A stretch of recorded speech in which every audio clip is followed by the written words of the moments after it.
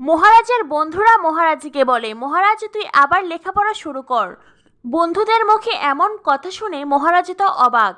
মহারাজ বলে, হ্যাঁ কি বললি তোরা? মহারাজের একজন বন্ধু বলে, আরে পূজা বৌদির তো এমনটাই ইচ্ছে। মহারাজ বলে, এমনটাই ইচ্ছে তাই না? খুব বন্ধু হয়ে গেছে তোদের, খুব বন্ধু হয়ে গেছে পূজা বৌদি। আরেকজন বন্ধু বলে, আরে মহারাজ পূজা বৌদির তো কোনো তুলনাই হয় না। পূজা বৌদির মাথায় হেব্বি বুদ্ধি। পূজা বৌদির কথাই তো আমরা ভূত সেজে সুদক্ষণ নস্করকে। এই বলতেই বন্ধুটা থেমে যায় আর জিভে কামড় দেয়, কেননা একটুখানি বলার পরেই সে বুঝতে পেরেছে এই কথাটা মহারাজকে বলা বারণ ছিল। আর এই কথাটা মহারাজকে বলে সে একটা ভুল করলো। মহারাজ বলে, হ্যাঁ কি বললি তোরা? ভূত সেজে সুদক্ষণ নস্করকে পুরো ঘটনা বল, কি লুকাচ্ছিস বল। মহারাজের বন্ধুরা তো কেউই আর মুখ খুলছে না। এদিকে পূজার মাথায় হাত। পূজা মনে মনে ভাবতে থাকে, এইবার উনি যদি আসল সত্যি জানতে পারেন তবে তো সুদক্ষণ নস্করকে পিটাতে শুরু করবেন। কি করি আমি? যা কিছু আমাকেই করতে হবে। তখনই পূজা মহারাজের সামনে গিয়ে মহারাজের বন্ধুদের বলে, চলুন না, আপনাদের সঙ্গে আমার একটা জরুরি দরকার আছে।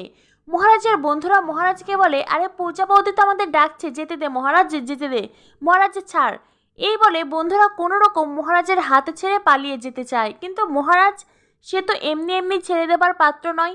মহারাজা বলে, এই একদম চুপ, দাঁড়া, আগে বল কি হয়েছে বল। কেউই তো মুখ খুলছে না। তখন মহারাজ সকলকে একটা ধমক দেয়। পূজা বলে, আপনিও তো আমার জন্য ডক্টরের কাছে গিয়েছিলেন। মহারাজ বলে, হ্যাঁ গিয়েছিলাম, আপনাকে আমি চিনি সেই জন্যই গিয়েছিলাম। আমার পরিচিত যে কেউ অসুস্থ হলে আমি যেতাম। পূজা তখন মনে মনে ভাবতে থাকে, আপনি কথা বলার সময় একটুও ভেবে বলেন না তাই না?